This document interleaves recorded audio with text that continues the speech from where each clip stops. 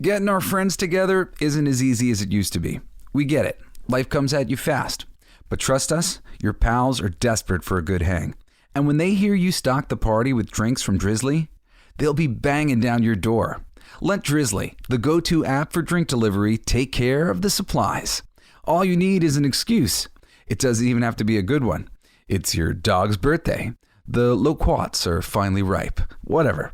With Drizzly, you can compare prices on a massive selection of beer, wine, and spirits and get them delivered straight to your door, which means you can entice the crew to leave their houses without ever leaving yours. Whatever the occasion, download the Drizzly app or go to drizzly.com. That's DRIZLY.com. Today. Must be 21 plus. Not available in all locations. Man, I wish they had Drizzly when I used to play D&D and Riffs. Maybe it's time for me to start again. Thanks, Drizzly. Do you ever feel like life is a never-ending series of lessons while you try to find purpose, meaning, and answers?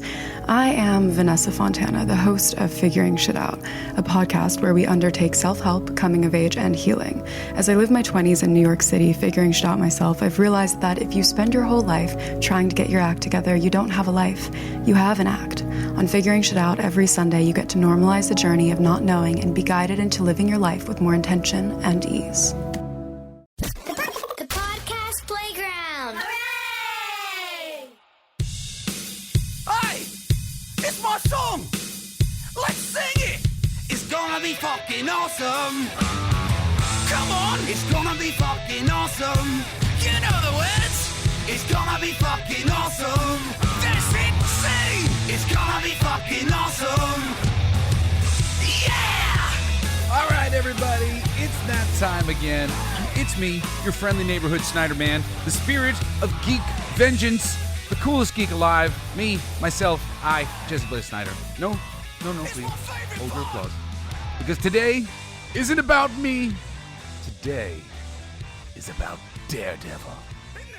I know I said that I was going to hold off on jumping into more of these immediately until I saw how people were reacting to them, but people seem to be reacting to them really well, and I realized I did like 3 episodes on DC Comics, and there are a lot of people who have more interest in Marvel Comics, and I think if you have interest in Marvel Comics, the place to start is Daredevil.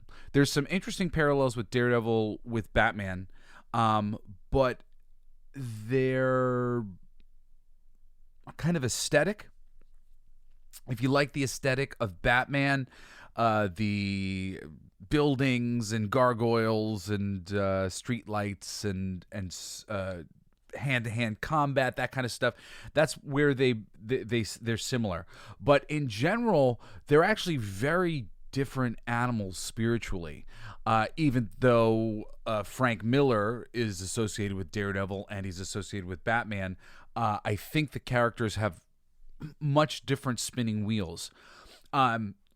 Reading Daredevil has been some of the most rewarding reading of my comic book life. And it's funny because I can't say that Daredevil is like, I don't know, he might make it into my top 10, maybe. I don't feel like he does, though. There's so many other characters that I like better. But, dude, Daredevil, I don't know exactly what it is about Daredevil that has attracted such greatness. And it's really underutilized in some capacities. I mean, at this point, some of these things have gotten played with properly. You know, Mark Waid, I'm going to get into all these different runs. There's just so much to read. As I've said before, the metaphor, if you like serialized television, I'm going to give you just so many years of really gratifying reading, and you can even go into it a little bit more deeply than I'm going to recommend, depending on how much you're loving it. But I promise the things that I'm going to recommend are insane, or at least the things that I've read. There are some things that I'm going to recommend that I haven't read. I've been forever promising myself that I'm going to read the classic Daredevil stuff. And I made the mistake of buying, the first thing that I got was this Elektra Reborn book that they had done. and it's a bit of a weird bird. It was one of these things where they like let Frank Miller do whatever the hell he wants, and I love Frank Miller. A lot of Frank Miller's work is great. Some of Frank Miller's work is a little weird for me, and like I'm missing something. I don't want to diss Miller's thing, but that Elektra thing was one of them. It was this big omnibus that I got of this Elektra stuff, and it was a little daunting and weird. And I was told that was kind of the thing, but that was where I started, and that was just kind of a mistake on my part because it didn't get me super excited to read the classic, like, because I know a lot of you guys have heard of the Frank Miller work on Daredevil, which I've read some of, but like an issue here or there when it's been reprinted or whatever else, because a lot of times when you read periodical comics and storylines are coming up, they'll reprint a couple old comics. So I've read a bunch of different bits, and I may have even read just like the Born Again trade paperback or one of these things. I don't remember them super well. Like I said, I didn't really dive into this, but I'm going to get into those things that I haven't read and what some of the great recommendations are and who some of the great writers are in a little bit. I want to start with telling you how I got into Daredevil and really giving you my story about getting into comics. Because for years, I read like some of the word balloons. I only liked the funny characters. I didn't really like to read. And this is literally going into being a teenager.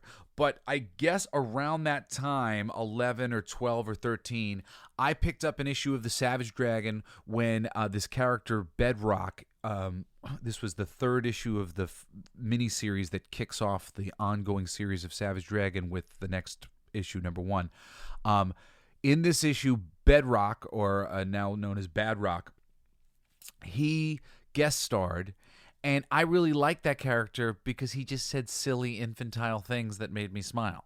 So I was reading his dialogue a lot of times in the Youngblood comics. He was one of my favorite characters because he was a ripoff of The Thing, and The Thing was another character that I really liked. My first comic book that my dad ever bought for me was a Thing comic book where he fought the Sphinx. Thing number 16 or 17 or 26 or 27, I don't know, one of these numbers, but it was a cool book, and I really liked The Thing. The Thing's a funny character. He's from New York. He's Jewish. I have a little bit of Jewish heritage, even though I wouldn't say that I'm Jewish. Why was I talking about The Thing? The Thing and The Rock and Bedrock. Oh, because Bedrock shows up in Savage Dragon. So Bedrock shows up in Savage Dragon, and Savage Dragon just humiliates him. I've told this story before. He humiliates him, and it was so funny to me because the Savage Dragon character was pointing out what an infantile character Bedrock was, and I just was sort of like sitting there giggling, going, "Oh my God, he's so right. Bedrock really is an infantile character. Maybe I'm an infantile character. What's this character, Savage Dragon?" And I started reading the Savage Dragon, and I became a lifelong fan of the Savage Dragon. I will forever recommend the first bunch of trade paperbacks that will lead you up to issue 75 of Eric Larson's Savage Dragon. Everything after issue 75 of Eric's Savage Dragon is a mixed bag. It's all a mixed bag, and none of it is what the first 75 issues plus the 3-issue miniseries of the Savage Dragon was. That series was freaking phenomenal. He made a really strong pivot at issue 75 because he had done a bunch of interviews where he kind of put his foot in his mouth and said a bunch of things about what he thought Marvel Comics should be doing. And then he applied the Marvel Comics judgments that he made in public to his own book and changed it forever in some ways that fans like me who really love the book were just devastated by. I don't really believe the book has ever recovered, even though it still has something to offer. Eric's great. He made me love comics because he loves comics so much, and he entertained me as a geek fan since I was 16 years old. I used to bus it to the Chicago Comic-Con because I thought he came from there. Apparently he didn't actually. But the Savage Dragon book took place in Chicago. I figured he made it Chicago because that's where he was from.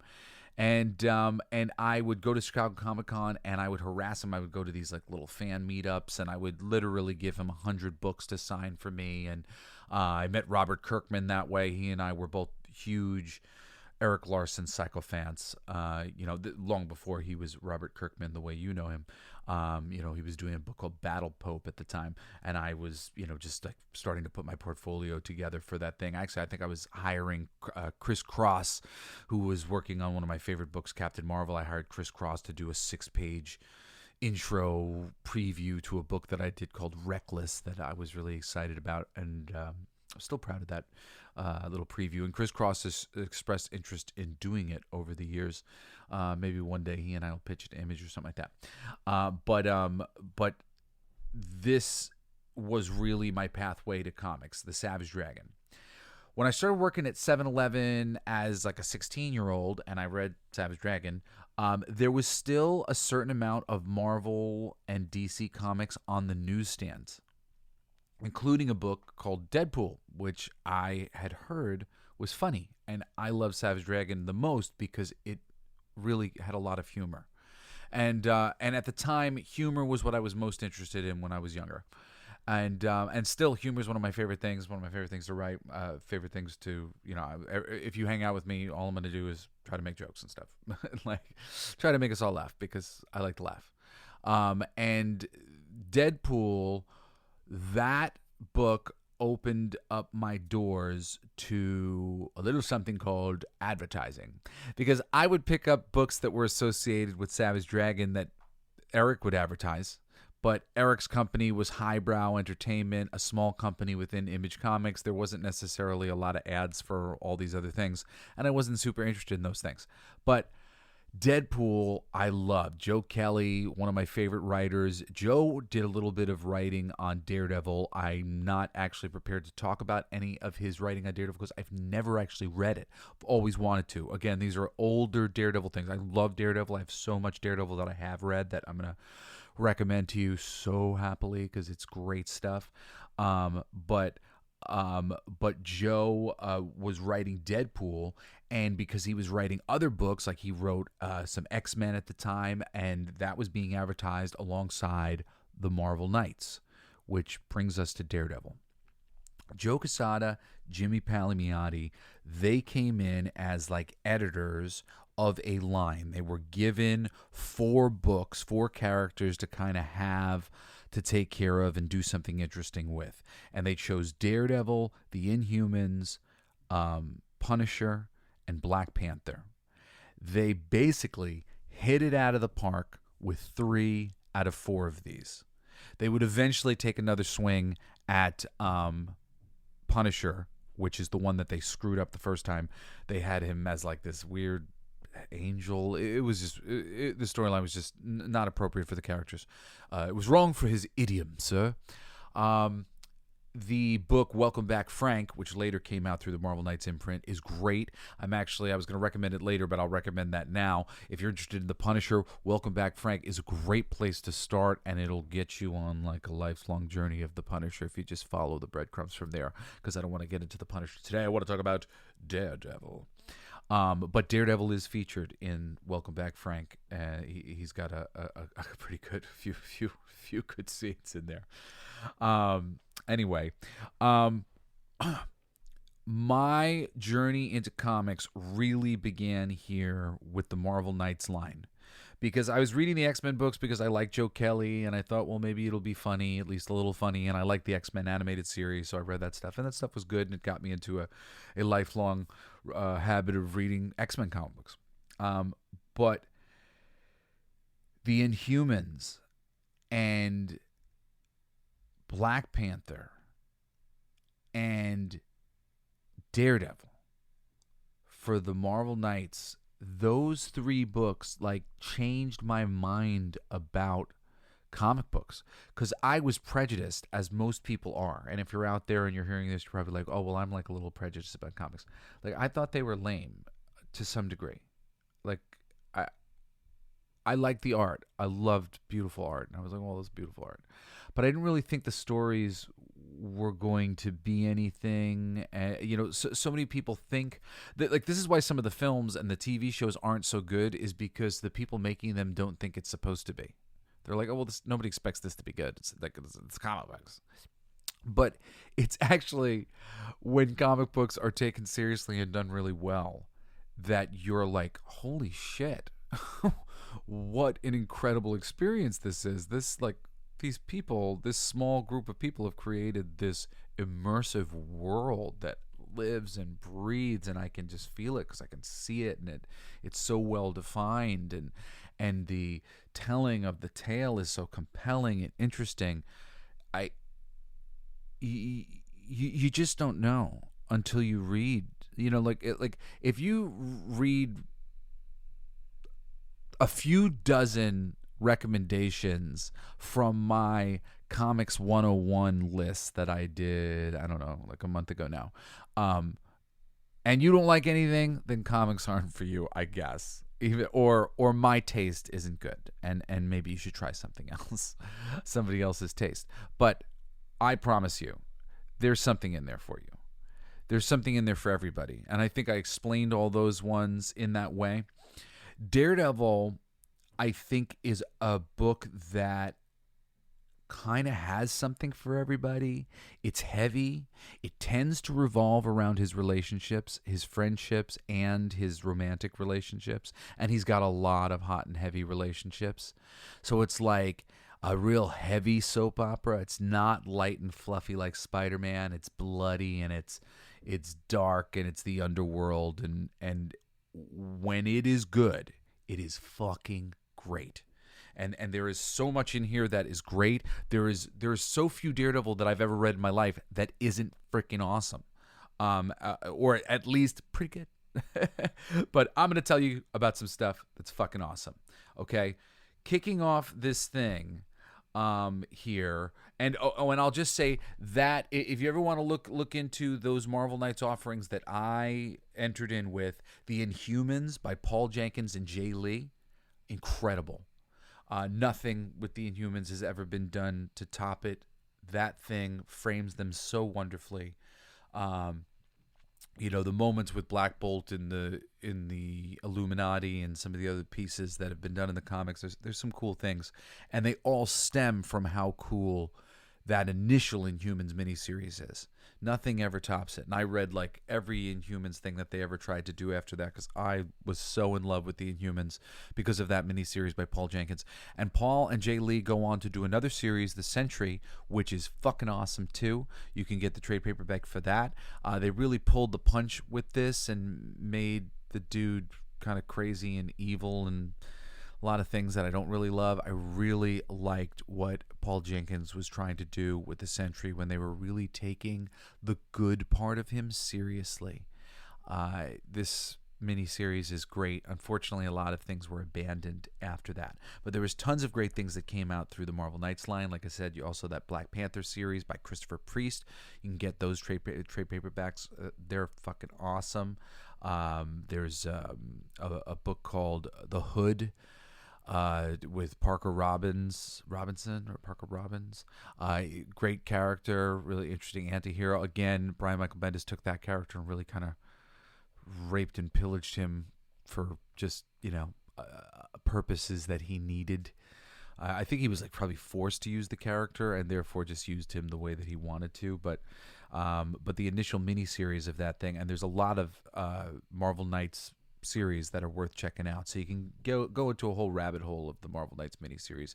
They're great. Just avoid at all costs the original Punisher as an angel undead thing. Ugh, don't read that. Very bad. Yeah, there's some Grant Morrison stuff, Marvel Boy.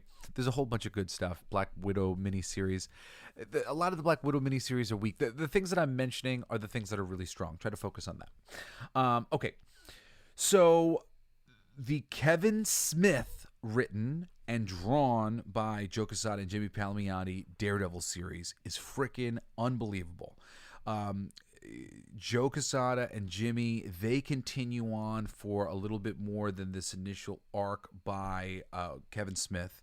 Then David Mack comes in and works on some things from issue 9 to 15. And then it's Brian Michael Bendis and David Mack working from issue 16 to 19. And then issue 20 to 25 by Bob Gale and Phil Winslade. Bob Gale is the guy who wrote Back to the Future. I thought that his little story arc was great. A lot of this is just, the beginning of getting to some real story building and world building, but it's all really well curated by Joe Quesada and Jimmy Palmiotti. They do a great job, especially on the stuff that they draw and the things that they do with David Mack. David Mack is a beautiful artist. He does like watercolor and stuff. In here somewhere is where they introduce Echo, which is really cool, which will actually be followed up by David Mack in an Echo like revisited story arc in the middle of what will be the Brian Michael Bendis era of Daredevil, which I will recommend next. This initial story, like section of stories, is amazing, and it constitutes Daredevil, the Marvel Knights Daredevil issue number 1 to 25. Okay, and these story arcs again are Guardian Devil in Daredevil Volume 2, number 1 through 8 by Kevin Smith, Joe Quesada, and Palmiotti.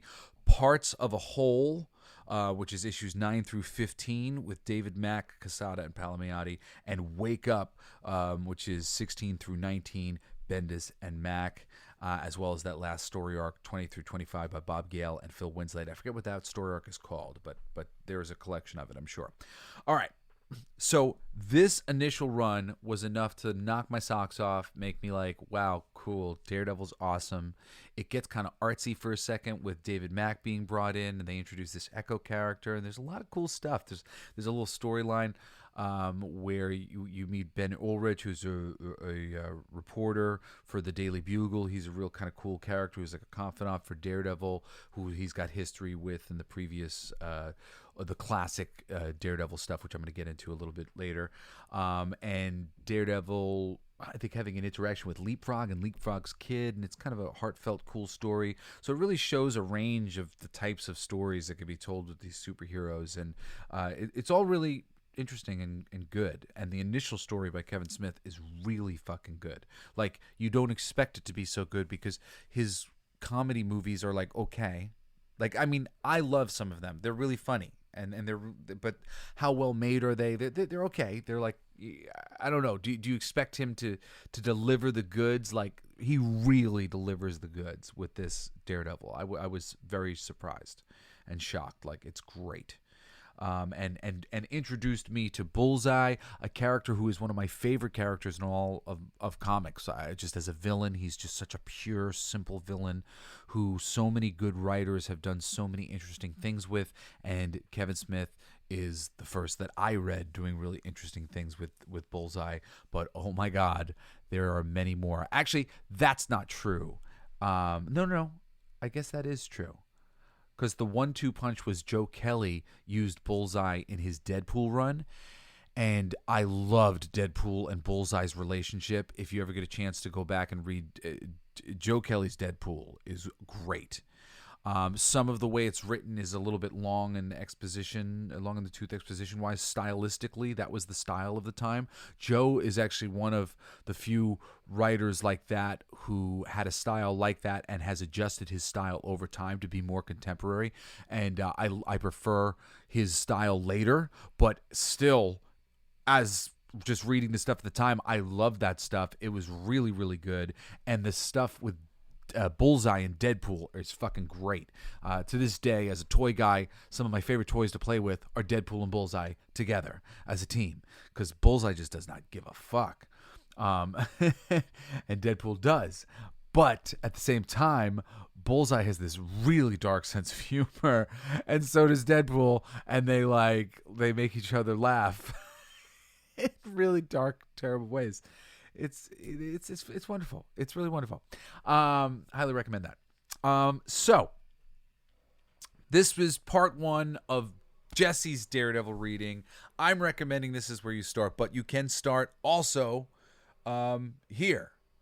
But I really wouldn't recommend starting here. Maybe you can start. Yeah, there are some other places you could start with, like Mark Waid's run and in the classics, but I would say if you're going to do this, man, just start here, because everything builds on this for a long time. For a long time, Joe Quesada is at the company, and everybody is working on Daredevil knowing that he's freaking watching. basically. And everybody tries to write a love letter to all of the things that he did because they're, they're trying to get work there and they want to work with Joe. They want to make Joe happy. So this work that comes out of all this stuff is great, and it all is built on the foundational things that start off right here with Daredevil #1 by Kevin Smith and Joe Quesada and Jimmy Palmiotti. So then from here, we get the Bendis era. And the Bendis era is amazing because basically he gets outed in the tabloids as being Daredevil. Matt Murdock does. And he has to just deny it. But they're trying to sue him, and so many different problems are happening. And he has to sort of ride out this thing. And Bendis's story arc is long and wide. And basically, it ends with, and I'm giving things away, but over the course of this episode, you'll forget all about all this stuff, and you go back and you start from the beginning with Kevin Smith's stuff, and just start building these stories and getting all these issues. Like I said, it's pretty easy to get them in trade paperbacks.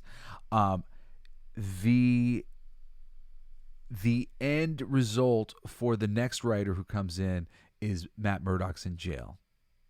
But this is issue 26 to issue 81. So what is that? 36, 46, 56, 66, 76. So almost 60 issues of story here. This starts with Underboss, and this is by Brian Michael Bendis and Alex Mayleave, who does the vast majority of all these issues with him. I don't think there's barely any fill-ins. And it's great.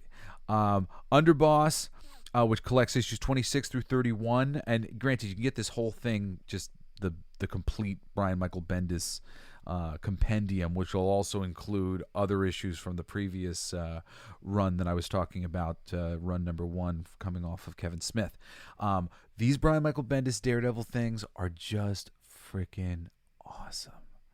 They were just surprising and cool, and not what you expected. And I was reading other books at the time, so I had a good idea about what was going on in other comic books, and it was just all very new ground and cool and well done. The first story arc is called Underboss. The second story arc is called Out. The third story arc is called Low Life. The fourth is called Hardcore.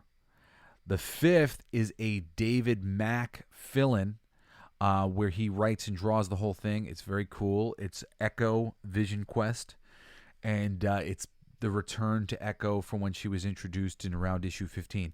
People like me who had been introduced to her around issue 15, we were super excited. I was super excited. I didn't remember it being super great. It was a little artsy-fartsy, if I remember correct. But everything he does is beautiful, David Mack. So it's very pretty, and probably worth checking out for yourselves too. And certainly better than anything that Disney Marvel's going to do with the frickin' thing as a television show, unfortunately. In the comics, she was very soft and cool because she was deaf, and I remember her being sort of balled up in dance clothes, playing keys on the piano. And just very pretty and kind of dainty. The character, the way they cast the character, she's very butch. She's like a military chick, not the character as I remember her, and I really like that character. Anyway, the next story arc is called The King of Hell's Kitchen, and this is by Bendis and Mayleave, and I think that fill-in story arc was to give Mayleave time to catch up here. And then they do a story arc called The Widow and the Golden Age, as well as one called The Deluge. Or the Deluge, I don't know, the Deluge, Decalogue.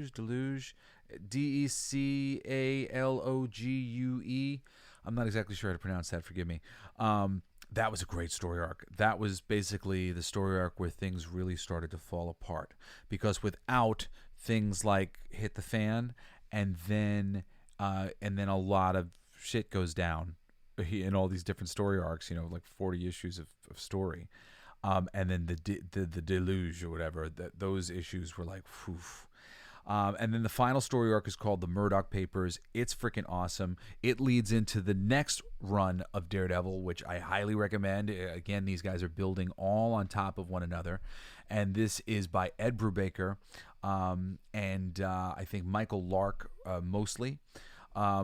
Great stuff here. Ed Brubaker is a favorite writer of mine. I love a lot of independent stuff as well. He does a book called Criminal, which is a great crime thing. He loves crime stuff, noir stuff. I'm not super into crime and noir stuff, so I would never read all of his backup material because he would write so much, but I was always appreciative of just how much he clearly loved the thing that he did, and it showed in his work. His work is just spectacular, and it's no exception here. Coming off this amazing run by Brian Michael Bendis, he just continues to make a really rich and interesting story starring Matt Murdock, now in jail. The first storyline is called The Devil Inside and Out, Part 1 and Part 2. The Devil Inside and the Devil Out. Somebody's Daredevil outside. I don't know what the next storyline is after this Devil storyline, but it is Brubaker and Lark from issue 94 to 99. How many issues is it here of Brubaker's run? It's from 82 to goes to about 82 to 119. 92, 102, 112, and 119 plus 500. So it's basically like 40 issues of Brubaker. So this is amazing here, right? You know, you got 8 issues of Kevin Smith writing, and then another, 8 issues of Joe Quesada directing, and you got some Bendis, and you got Bob Sale for 6 issues at a time here, there, 4 issues and 6 issues. Then you got Bendis for 60 and Brubaker for 40. These are some decent runs here. They're just multiple trade paperbacks. This will take you a little while to get through this. I mean, granted, if you get all of them and have a big stack, you'll dig through this shit fast, because holy shit, man, this was one of those books, the Daredevil by Bendis especially. The Brubaker stuff too, though, he kept it going. He did. It's only like a notch below, because it was just hard to frickin' beat the tense situation that he put the character in, and all of the juice he squeezed, Bendis squeezed out of it, and then Brubaker continued to squeeze juice, but it was a continuing to squeeze juice kind of thing, from this craziness. It's just so good. The storyline is called, there's another storyline called Without Fear. I know all of this stuff is collected. I'm sorry that I didn't look up the title from issues 94 to 99. I'm sure if you get The Devil Inside and Out by Brubaker and Michael Lark, you'll be able to follow the path down to the next storyline and the next storyline. Like I said, I know the 4th one's called Without Fear. The 5th storyline is actually by a buddy of Ed Brubaker's. He has co-written some things with this writer, Greg Rucka. I love Greg Rucka as well. He's a great fucking writer. Another guy who loves crime and that kind of stuff. They've written some great Batman stuff, and a great book over at in the Batman thing I recommended, Gotham Central, fucking awesome, by Ed Brubaker and Greg Rucka. Amazing stuff. So issue 107 to 110, 4-issue miniseries, is written by Greg Rucka. I don't know who does the art here. I didn't write it down, but there is an Elektra companion that kind of fits into around this time, maybe a little bit closer with earlier issues of Bendis's run of things, and it's written by Greg Rucka, and it's solid. Rucka is a great writer. Great writers, no matter what they write, it's generally good. I generally would read anything that Rucka wrote, and I pretty much never regretted it. Sometimes I was like, okay. Or I say a certain amount of time, like with Elektra, I don't remember a lot of it, but I do remember at the time reading it, enjoying it. And but there are things from him that I really, really do enjoy quite a lot. But maybe it's actually a good Greg Rucka starting point, because you'll be like, oh, wow, this guy's pretty good. And then the next things you'll read from him, you'll be like, holy shit, he's really good. Anyway, he brings in his buddy Greg Rucka to fill in for this little arc here. What do I have notes here? Oh, at the time there was some other storylines, some mini series that came out that you might want to look at, that I remember and enjoy. Bruce Jones, writer, and Sean Phillips, artist, did a Kingpin mini series that was pretty cool. Also, there was an incredible Kingpin story called Severance Package. It was a one-shot story in an amazing, it's collected in Spider-Man Tangled Web, I believe. It was a one-shot story written, I think, by Brian Azzarello and Greg Rizzo, who are the 100 Bullets team. Forgive me if it's maybe Greg Rucka or somebody else who wrote the story. But, oh man, what a great story. It's just about Kingpin, basically what he does to people who displease him, his employees that don't make him happy. It's a great story. Severance Package. That's a great one. Find that one. And there was also around this time a miniseries called Bullseye's Greatest Hits, which was written by Daniel Way. I think maybe drawn by Mike Diodato, or at least he did the covers. Some really great covers. I love Bullseye. I've got a soft spot for Bullseye. I don't remember this being as spectacular as I wanted it to be, but I still remember really generally liking it, and generally I enjoy most of Daniel Way's work. So I'd recommend that one too, if you end up liking Bullseye as I do. Okay, so continuing on into Mr. Brubaker's run, we've got the Lady Bullseye story arc. If you've seen her design, she's got a really cool design. She's in this like bodysuit with the bullseye, black, white, kind of. It's a bullseye, but almost a yin yang kind of vibe to it. It's a very cool design. Really well executed introduction of a new character. They've got a toy coming out of her. I'm super excited to get my hands on it. Yeah, this was a welcomed addition to the roster, a gender swap, but some new character, this Lady Bullseye character, and she is quite cool. So the final storyline that wraps things up, I don't know if Lady Bullseye's storyline was drawn by Michael Lark. I don't think so. I think by this point they were giving him new artists. I think Michael Lark had to move on to other things possibly.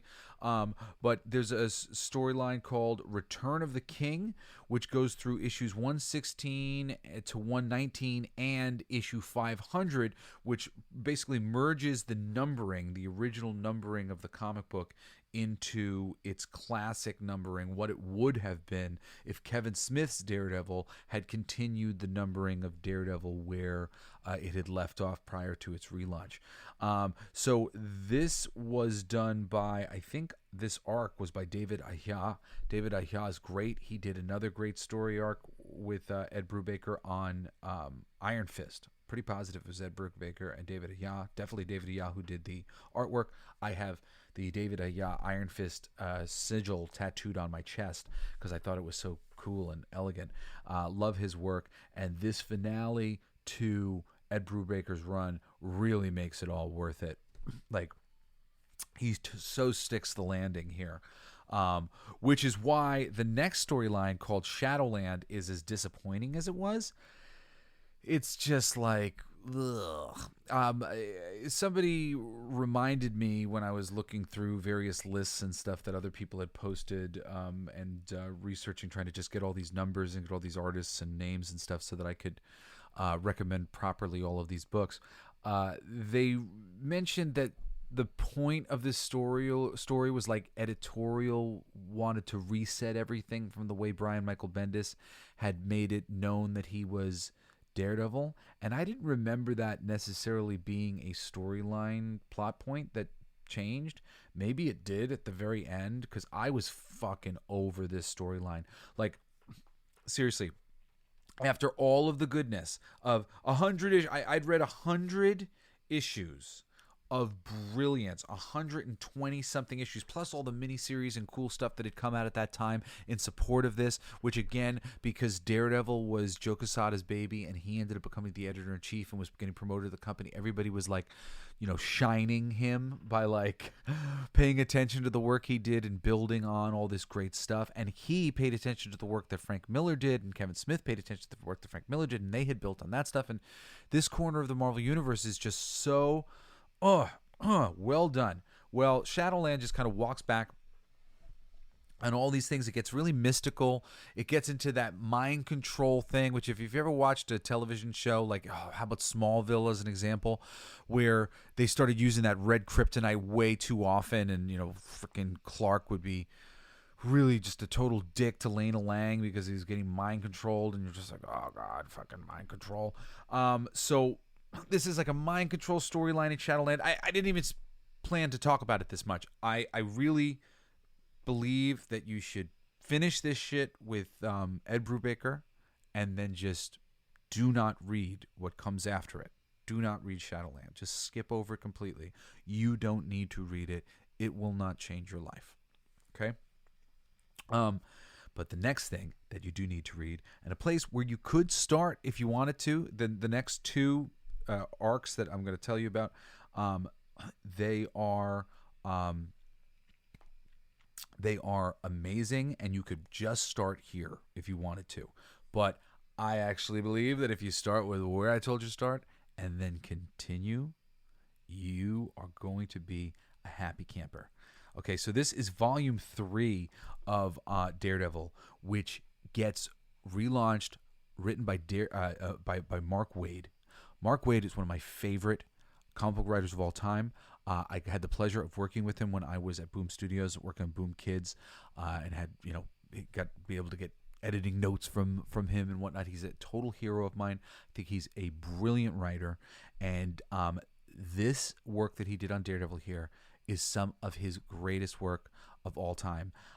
Unfortunately, I haven't even read all of it. My reading of it is a little spotty. I had started getting into it, and I was so freaking enamored, and I'm not exactly sure how far I got. I think into the teens, and then I missed a little story arc here, and then I had to come back for a story arc here, and so I can't tell you a lot about all of it because my reading of it has been spotty. I was reading a lot of it when I was at the comic book shop, and I had missed issues, but I was reading issues as they came out. I was I was working at this toy collectible shop, helping out in the stock room and whatnot for a toy discount and all that shit. and I was reading a whole bunch of this while it was going on, and oh my god, it not only like some of it that I haven't read, I can tell you how beautiful, how good it is because of how fucking beautiful it is.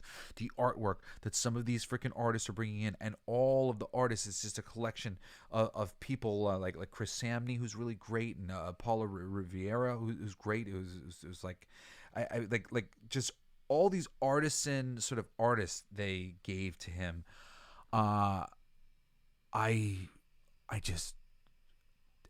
I can't recommend this enough, even though I didn't get to read the entire thing. And actually, I got a lot to say about similarly about the next one too. Can't recommend that one enough, even though I didn't read the entire thing.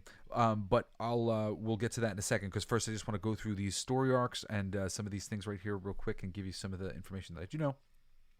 The first arc's called The Most Dangerous Man Alive. Again, this is by Mark Waid. I don't know who drew this first story arc, but that's the first 6 issues.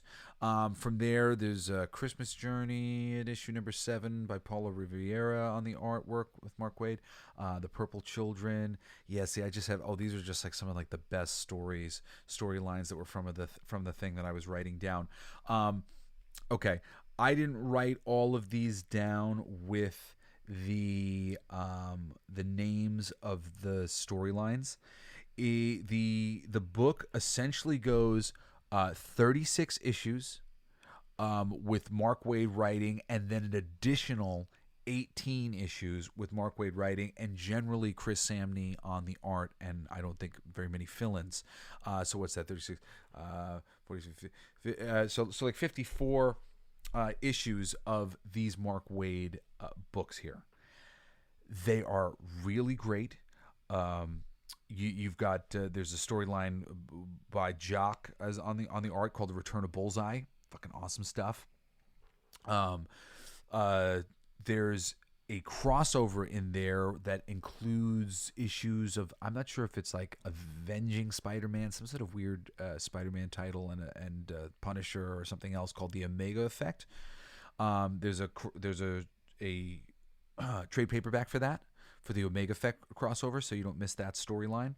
But basically, just go and get Mark Waid's Daredevil run. It is incredible. It's beautiful. It's such a great collection of different artists, and you're in for a treat. The Mark Waid's Daredevil, and all very superhero-y, very not repeating itself, not like the previous things that had been done with Daredevil. Like it had completely its own heart and soul about it. It really just demonstrated what a fucking talented creator Mark Waid is, and how much the right artists can elevate projects to new heights and new artistry. Like, some of these artists make you read the book so differently because their art is just so well defined and well articulated. I don't even know how to properly describe some of the work that you're going to see in this Mark Waid run of Daredevil. The art is just incredible. And I mean, and there's great work on Daredevil in previous, the previous runs of Daredevil has great artwork in it. But holy shit, Mark Waid, he brought out the best in all these artists, and these artists brought out the best in him, and these stories are awesome. There's a one in particular with the Spot. There's just so many good villains. He introduces a lot of new villains, and there's so many old villains used just appropriately, just used really well, and just can't recommend it enough. Can't recommend it enough. Please do read. But don't skip. Start where you start. But get to this. Get to Mark Waid, and then there's a storyline or a story arc. I don't really know anything about it. It's actually a buddy of mine, Charles Soule, sweet dude. He had a run on Daredevil, which I believe was generally well received. I never heard anything bad about it. But I also never heard anything like over the moon, and I wasn't around to read it. But I wasn't. It was like kind of right around when I wasn't reading comics, like in the main bit of it. So I can't recommend that one. See how you feel.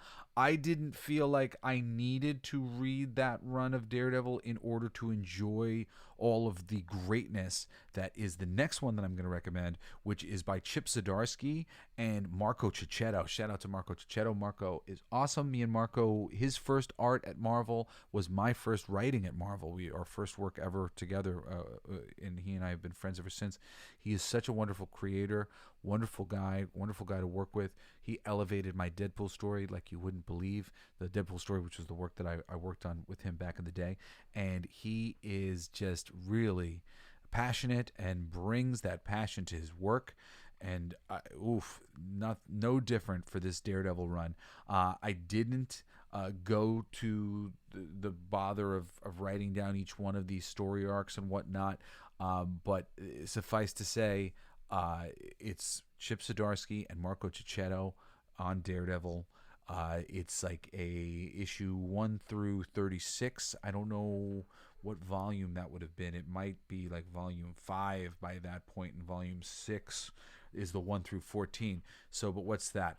50 issues. So 50 issues with Chip and Cicchetto. And I think that there's a big crossover story arc in here, but I'm pretty positive they're all collected together. Like, they're not going to miss those pieces. So it'll be quite more than 50 if you get interested in any of the side characters that you'll get introduced to through the big story arcs in here. Lots of great stuff with Kingpin and Elektra taking on the Daredevil role. Really awesome stuff. All right, so we are at 46 minutes into this thing, and I think we're just gonna keep going, because what the fuck? I mean, should I split it and do classics and other things another day? I don't know. I think I'll continue, because I don't really have all this stuff together. So, okay, first off, there's a classics Daredevil Bullseye collection that collects a ton of stuff from Marv Wolfman and Jim Shooter. These are greats of the business, and Frank Miller. It reprints. This is volume 1 of Daredevil now, so skipping all, this is like early mid-70s kind of stuff, or late 80s kind of era Daredevil. I'm not exactly sure what years these are. Well, let's see. 93. Yeah, I guess it's got to be around the mid-80s, 80s and 70s, late 70s, early 80s. Well, the Bullseye for me as a character is great. I've read a lot of these things, these reprints of these issues of 131, 132, 146, 169, 181, 191. These are just early appearances of Bullseye. But what you really have here, if you want to get into the classic Daredevil, not like the classic, because apparently the classic, there's some great stuff. And I've read so much Daredevil that I've been interested in reading everything, like, because I don't have a character that I've ever gone back that far. Like, I've never read the classic stuff from the 40s or the 50s of any of these Superman or Batman or anybody. I have certain eras and writers that I follow, basically. And if I find a writer that I like, I'll follow them to whatever work they do. So Frank Miller, I've gone back to Frank Miller, but I haven't really gone further than this. But there are some great Daredevil stories that are recommended to this day, and there are some that have been reprinted that I have really enjoyed. So I might go back in time and do the old school Daredevil thing, and you can do that if you end up falling in love with Daredevil the way that I do as well. But I haven't done that yet. What I would definitely recommend, and again, I haven't read all of these myself because I kind of started with the weird Elektra Born Again thing, which was a strange one. You can just get the Daredevil Frank Miller, Klaus Janson omnibus. It collects issues 158 to 191. I'm sure there's probably some additional things in there as well. There's also an original graphic novel called Daredevil Love and War, which is supposed to be great. Daredevil Born Again, which is the one that's the most classic. You probably want to start with Born Again. Born Again is issue 226 and 233. And maybe...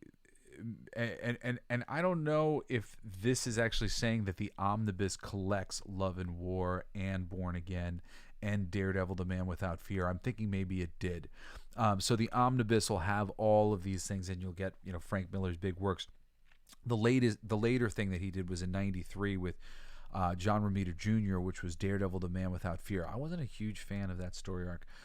It's actually where the idea of Stick and Splinter, the trainer for the Ninja Turtles, they're being trained by the rat in the sewer, Splinter, was based on the blind man Stick, who teaches Matt Murdock, Daredevil, how to defend himself and as a blind man. A lot of these storylines are beloved. People love this stuff. I have not read all of it. I'm aware of a lot of it and what goes down in the stories because it gets referenced often here or there. So, I mean, these are worthwhile stories to go back and read, especially if you're a big Frank Miller fan. A lot of this is drawn by him and not written by him, but eventually it gets written by him. That stuff's, I think, the best of the stuff. He's really a solid writer. If you haven't read Frank Miller's Sin City, the comic books are excellent. And you don't got to deal with any of the really shitty acting that was in some of that movie, and the follow-up books, like there's 7 different Sin City graphic novels, and I think all but one of them is awesome. Like 6 out of 7 are great. So I highly recommend Sin City by Frank Miller. And the Frank Miller Daredevil stuff is highly recommended by anybody who reads comics. Again, it's on my list. I'm going to actually make a new list, a fresh list, and this will be some of the stuff that's at the top of it, including some more stuff that I'm going to get to in just a second that's from the classics bit. Within these storylines, by the way, of what's collected in the Frank Miller thing, you've got Grave Mistake by Miller in issue 158, Blind Alley in issue 163, Expose in issue 164, Devils 169. These are classic stories. Gang War in issue 170 through 172, the Elektra Saga in issue 168, 174 through 182, Child's Play, another classic story, 183, 184, Resurrection 187 through 190, Roulette. How do you pronounce that freaking word? Roulette. In issue 191. And of course the Born Again saga 226, because Frank Miller leaves and comes back, so there's a couple different people filling in during this time, in between certain issues when he comes back and he does the Born Again bit. Plus a couple other storylines from this time include Marked for Death, Gang War, or I got Bang War. Oh, I think a graphic novel called Daredevil Punisher Child's Play, really great. Love's Labor's Lost is another storyline from here, which is a good one. Anyway, like I said, if you get the omnibus, you'll be getting all of these Frank Miller bits. And you'll get that Daredevil Man Without Fear miniseries. And then there's a separate thing that you can get, which is the Elektra Lives Again thing.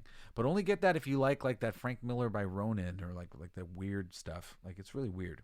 Around this time, you also have Ann Nesenti, one of the most famous, wonderful writers, who also happens to be a female. So often there's all this like nonsensicative narratives that like comics are a sexist workplace or any of this other bullshit. Like fucking Ann Nesenti, been in there kicking ass, taking names for ages. Does some great work here on Daredevil back in the day. Storylines that you can find with her: American Dreamer, around issue 236 of volume 1 of Daredevil, which she does with Barry Windsor Smith, who's known for his classic Weapon X Wolverine stories, where Wolverine's naked with the weird helmet on himself, and all the wires and shit. It's Barry Windsor Smith. Barry Windsor Smith's an awesome artist. She's also known for the Typhoid Mary saga. So if you're an Ann Nesenti fan from any of her X-Men work or anything else that she's done, or you like the sound of the fact that it's a strong female who's been writing comics, kicking ass for a long time, these are some good places to start as well. These are some classic Daredevil stories. This introduces Typhoid Mary. People really enjoy this. This is again volume 1 of Daredevil, around issue 254 to 263. And she did some of this with Ramada Jr. So some great, more great artists. And there's another story, I didn't write down who the artist was, that she's known for, called Lone Stranger. So you can look for the collections of those. And I think there might be some more collections with Ann Nesenti than just that, but that's what you got.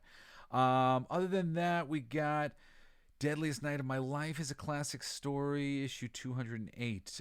Badlands, classic story 219 by Frank Miller. I wonder if that's collected in any of these Frank Miller things. Probably. Classic story called Fog, issue 220 by Denny O'Neil and Mazzucchelli. Denny O'Neil is also well known for writing Batman, working on Batman. Denny O'Neil is a really great writer.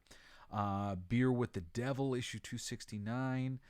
These are some classic stories that I've never read, but they were on a couple different lists. I made note of some things. So Acts of Vengeance, issue 275 through 276, I'm told are good. Daredevil in Hell, issue 278 through 282. Body Count, issue 292. Last Rites, issue 297 through 300. Probably some of these are collected, so that's why I wrote down the titles of the storylines. And one that I was always interested in reading, Trial of Mr. Hyde, which was at issue 354 to 357. Also coming around this time, and I know that they did collect some of it, I mentioned earlier, Joe Kelly, the wonderful reimaginer of Deadpool, who made him the character that we all know and love. Thank you to Joe Kelly. Joe Kelly, brilliant comic book writer. He worked on Daredevil. I'm sure that the work that he did on Daredevil is not ass, because I've never read anything by him that was. So, and I know they did a collection of some of his work, so I'd recommend you checking out that too if you start going into some of these classic things. But I don't know any specifics from Joe Kelly's run or anything interesting that happened, but I can tell you, just follow my path, follow what I gave you, and you will be happy for a very long time doing this thing. Go through the order, go through the Kevin Smith, starting on Daredevil Volume 2, Number 1, and take it all the way over to issue 119, where they relaunch it at issue 500 with Brubaker, and then skip over Shadowland and read some Mark Waid, and skip over Charles Soule and read some Chip Zdarsky and Marco Cicchetto, unless you find out that the Charles Soule thing is really good. Maybe it's really good. I haven't read it. Like I said, it might be great. Give it a try. Read the first trade paperback, and if it's freaking rad, keep with it. And if it's not, then get over to Marco Cicchetto's thing. Then start going into the classics. Like I gave you all those classics, start going into the classics. Or you can also start going into some of the special stuff, the Timeless Tales mini-series. Sometimes they'll put Daredevil and a little sub-headline, and they'll put out a 4-issue miniseries or a 6-issue miniseries, whatever it might be. And these are some of my favorite. I've talked a lot about Jeff Loeb and Tim Sale. They've worked on Batman. They've worked on a lot of different characters doing their shtick. And one of their shticks that they were doing at Marvel was choosing colors that had meaning for characters in classic capacities. And Daredevil used to have a classic yellow costume for a little while in his early days. And Jeff Loeb and Tim Sale do this great classic Daredevil yellow story, which is really, really wonderful, beautiful. Everything they do, everything they touch, love them. So great. Chef's kiss. You check that out. Bendis and David Mack worked together again on a book called Daredevil End of Days. I don't think I ever read this. I think it came out a little bit after I was done reading. It was like an opus kind of thing for them to come back and do something really cool together on Daredevil. And I think it's supposed to be like Daredevil The End. I didn't read it, but these creators are great on Daredevil. So I actually like kind of top of my list, want to read that in particular. Next up, we got Daredevil Father by Joe Quesada. It's a miniseries. It's really cool. It's a little heavy-handed, but Joe, he took his time on this thing. It took a long time to come out. He had a lot of responsibilities at Marvel at the time. He was the tippy-top boss, and he was working on this classic Daredevil series. I think it was a bit of an homage to Frank Miller and his work on the character, and it's quite cool. It's definitely worth your eyes to gaze upon it. There's also a great classic story, Daredevil battling Jack Murdoch. I didn't write down who wrote that. I forget who it was. It was somebody that I like. I don't remember who wrote it, but it was really good. And the art was good. It was really cool. I remember really enjoying it. It was just sort of added different pieces of story to Daredevil's origin, which I guess I should get into Daredevil's origin a little bit here onto some level. Daredevil is blinded by chemicals as a kid, and all of his other senses are enhanced, but he's blind. And his dad is a boxer, and his dad basically, is really hard on him and encourages him to like overcome his handicap. And his dad ends up getting killed by the mafia because he won't throw a fight. And he's kind of like this honorable dude. You know, you really like his dad in flashbacks, little bits of him that you see. And Daredevil's mom is in like a convent, and she's a nun, and he doesn't have a relationship with her. And he's kind of just this kid who's lost his parents, and he's made good with himself. He's a lawyer, and he's fighting the good fight and taking names and kicking ass and all that stuff. But he's a bit of a mental case because of what's happened to him in his life and the struggles that he's having, and the struggles only get worse. He's really a character that gets put through the ringer over and over and over again, as Batman does in the best Batman stories. Daredevil, man, can't recommend enough. Holy crap, we've already crossed an hour over here. I am almost done with these recommendations, so ready to bring it in for a landing. But let's finish this up. We've got Daredevil Dark Knights by Lee Weeks. I love Lee Weeks. He's an artist, but I think he wrote this with art by somebody else. I don't know if he drew this, but I highly recommend anything by him. This, again, came out a little bit after I had stopped reading for a minute, so I hadn't been able to catch it, but I've read other things by Lee Weeks, and I totally respect him as an artist, and I suspect anything he did is good. You got Daredevil Blood of the Tarantula by Ed Brubaker. I did read this. This was great. Highly recommend that. Daredevil Road Warrior by Mark Waid and Peter Krause. I think I may have read this. This was great. Then you've got Daredevil Redemption by David Hine and Michael Gaydos. I love both artist Michael Gaydos and writer David Hine, and I read this and enjoyed the hell out of this. Highly recommend this. And my good friend and great writer Paul Jenkins, the guy who did the Inhumans and Sentry, worked with Phil Winslet on a great Daredevil Spider-Man crossover that is filled with charm and coolness and sweetness, and I highly recommend that as well. Well, that's all I've got for you today, my fellow geeks, but this should keep you busy reading for many years to come. So many excellent seasons of Daredevil ahead of you. Mwah. Frankly, I'm jealous. If you think I missed anything, you can write to me at jesseblaze@jessesnyder.com. Follow me on Twitter at coolestgeekjbs. No homework for tonight. I think you now have a ton of voluntary reading to do. Anyway, I love you. You rule. Thank you for listening. And join me again this coming Wednesday for another information-dense episode of the coolest goddamn motherfucking geek alive! You've been listening to Coolest Geek Alive with me, your host, Jesse Blaze Snyder. Isn't that heavy? Don't forget to rate, comment, and subscribe for more excellent geek culture content. Thanks for listening. I played that. It's gonna be fucking awesome. Coolest alive. It's gonna be fucking awesome. Stay with your tribe. It's gonna be fucking awesome. Revenge of the Geeks. It's gonna be fucking awesome. Week after weeks. It's gonna be fucking awesome. Laughing with you. It's gonna be fucking awesome. And crying sometimes too. It's gonna be fucking awesome. Spelling it out. It's gonna be fucking awesome. Making you shout.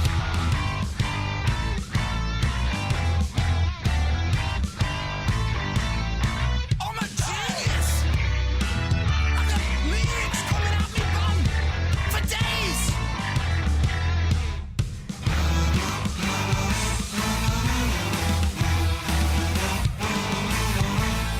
You like that? It's a kazoo solo.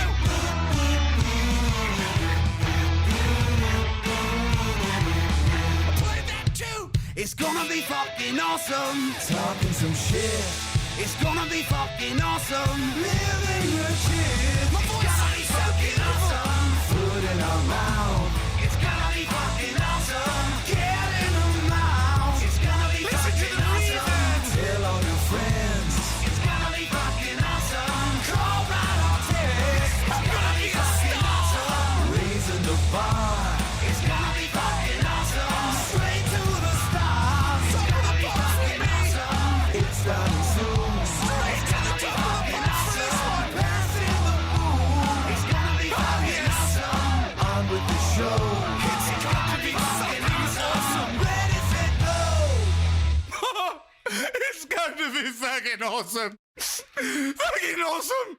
It's gonna be fucking awesome. Just wait. You'll see. You'll all see. The podcast playground.